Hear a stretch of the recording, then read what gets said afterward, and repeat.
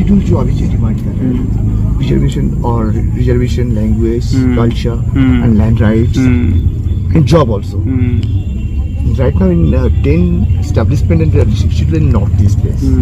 But 2006 on offers of the central government, Odisha and even Seven Sister one. अब लद्दाख के case में 6वें schedule में हक सा बनता है. हक से ज्यादा वादा किया था सरकार ने, तो वो वादा निभाने को कह रहे हैं. बल्कि बाकी जो हिमालय में और प्रदेश हैं उनको भी खास सुरक्षा संरक्षण देनी चाहिए, क्योंकि अंधाधुंध विकास से विनाश ज्यादा होता है. शेड्यूल में जो लोकतंत्र है वो जमीन तक पहुंचती है, खासकर जब जनजातीय जनसंख्या की बात हो तो उनको उनके मंशा अनुसार अपने इलाके को, अपने जंगल, अपने सामाजिक जो रीति रिवाज हैं या जमीन की है, इन सब पे वो अपना कानून बना सकते हैं. तो दिल्ली को नहीं सोचना पड़े, वो खुद अपना दार्जिलिंग का ख्याल रखे, सिक्किम के जो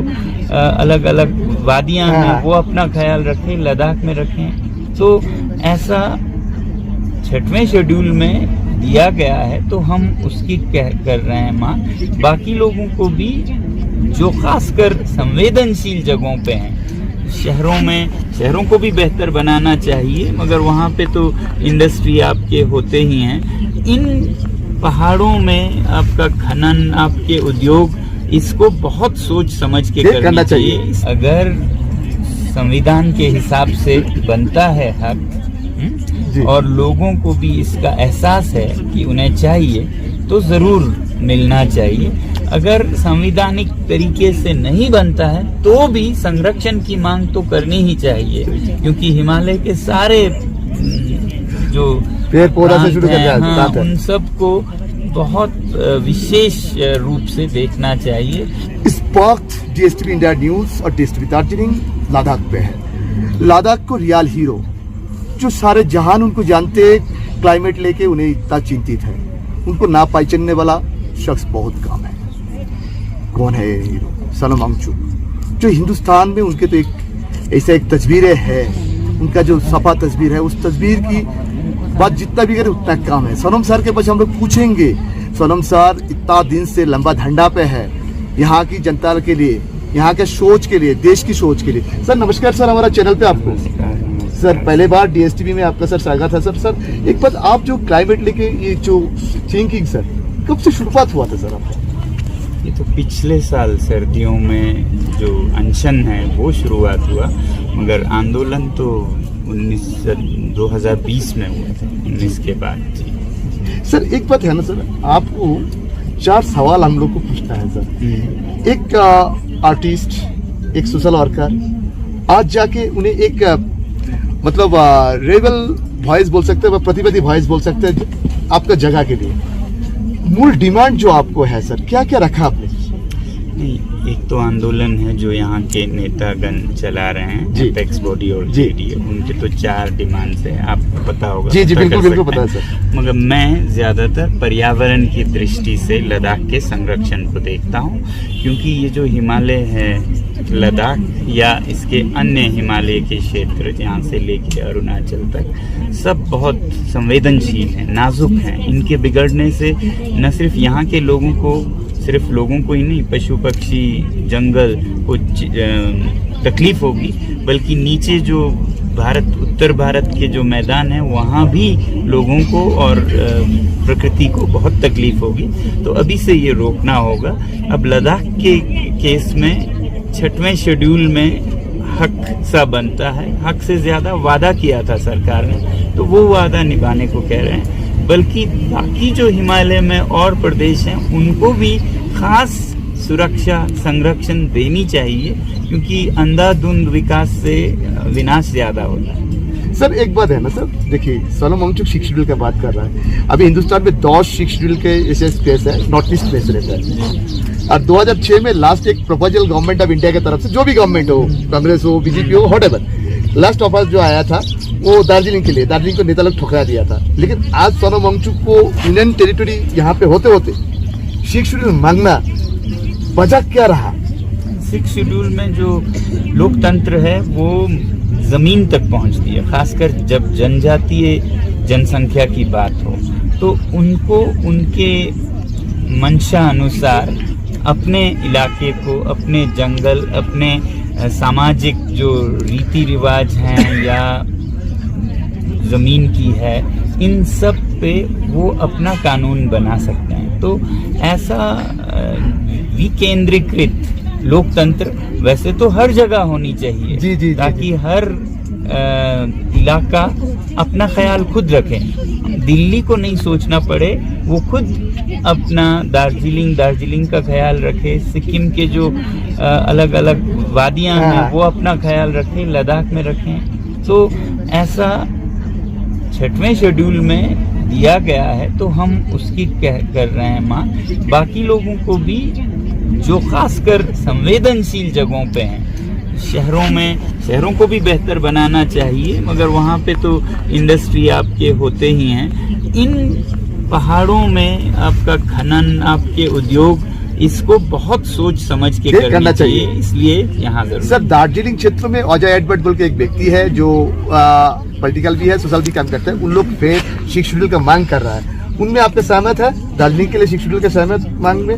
इसके कुछ वो हैं, क्राइटेरिया हैं, अगर उसमें पूरे होते हैं और लोगों को आवश्यकता हो तो क्यों ना मांग करें, जरूर करें। उन लोग के लिए ऑलरेडी गवर्नमेंट ऑफ इंडिया ने 2006 में प्रपोजल किया था, लेकिन उनका नेता लोग गलती से ठकरा दिया था, शायद ऐसा हुआ, लेकिन उन लोग फिर डिमांड कर रहा है। और आपका धरना भी उन लोग शामिल है, दार्जिलिंग से सुधर 2400 किलोमीटर दूर में आके आपको साथ दे रहा है उन लोग। आप भी चाहते हैं कि उन लोग? नहीं, अगर मैं यही कह रहा हूँ, अगर संविधान के हिसाब से बनता है हक और लोगों को भी इसका एहसास है कि उन्हें चाहिए, तो जरूर मिलना चाहिए। अगर संवैधानिक तरीके से नहीं बनता है तो भी संरक्षण की मांग तो करनी ही चाहिए, क्योंकि हिमालय के सारे जो पेड़ पौधा से शुरू उन सबको बहुत विशेष रूप से देखना चाहिए।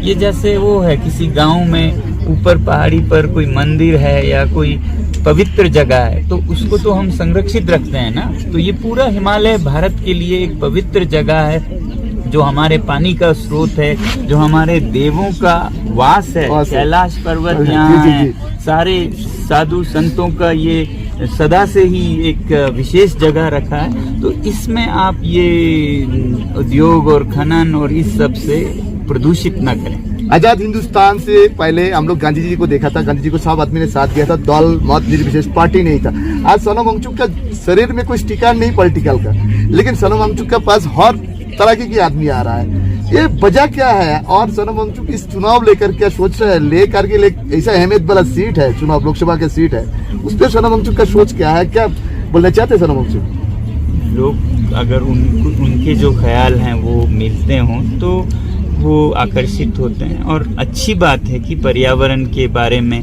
जनजातीय संस्कृतियों के बारे में बहुत से लोगों को चिंता है, इससे ये पता चलता है। और जो चुनाव है वो एक मौका है सरकार बनाने में योगदान करने का, अपनी जो मंशा है, अपने जो सपने हैं या आपके ख्याल हैं उनको आगे पहुंचाने का। तो इस चुनाव में हम यही कह रहे हैं कि जो पर्यावरण के संरक्षण, लद्दाख के संरक्षण, यहाँ की संस्कृतियों के संरक्षण, लोगों के हकों की जो वादे हुए हैं उनके संरक्षण की बात करें। उनमें से किसी को भी आप चुनिए, अगर कोई उसके खिलाफ है तो उन्हें ना चुनिए, यही तो हक देता है लोकतंत्र। अंतिम 2 सवाल सर, अंतिम 2 सवाल, एक सवाल सर, छोटे से एक सवाल सर। सर देखिए सर, शिक्षित ऐसी एक जगह है सर जो लैंड राइट्स ज्यादा देते हैं। अभी जब 370 आर्टिकल हटाने के बाद इस क्षेत्र से, तो यहाँ पे लैंड परचेस का कोई एक प्रोसेसिंग शुरू हो गया, डिफरेंट श्रीनगर में हो, यहाँ पे जम्मू में हो। लेकिन जब यहाँ पे लैंड परचेज होगा, बड़ा बड़ा इंडस्ट्रियल बेल्ट बनेंगे, बड़ा बड़ा इमारतें बनेंगे, तो यहाँ पे जो क्लाइमेट का जो अफेक्टेड होंगे।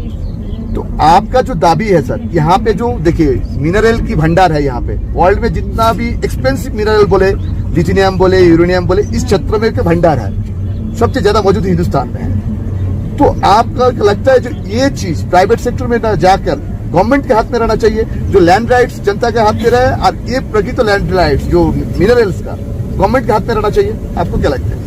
मैं ये कहूँगा कि लोगों के हाथ में रहना चाहिए, फिर वो चाहे जिस तरह से इसको इसका प्रबंधन करें, मैनेज करें। और लोग भी, वो लोग जो यहीं रहते हैं, जिन्होंने भुगतना है हर गलती का अंजाम, उनके हाथ में होना चाहिए। यही 6वां शेड्यूल कहता है कि यहाँ के जो मौलिक लोग हैं, जनजातीय लोग हैं, उनके मंशा अनुसार विकास का मार्ग निर्देशित हो।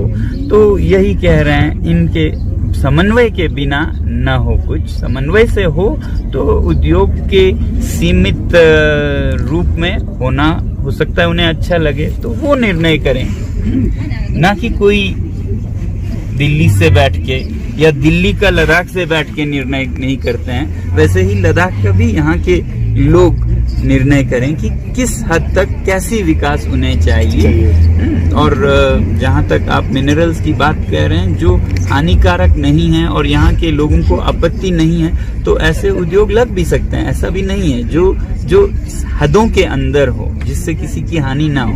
अब यहाँ पर कहीं यूरेनियम, कहीं कुछ, जिससे किरणों के कारण लोगों को अलग अलग किस्म की बीमारियां हो और कोई धनी आदमी 10 गुना और धनी हो जाए, ऐसा उद्योग नहीं। सोच समझ के यहाँ के लोगों के समन्वय से। धन्यवाद सर आपको।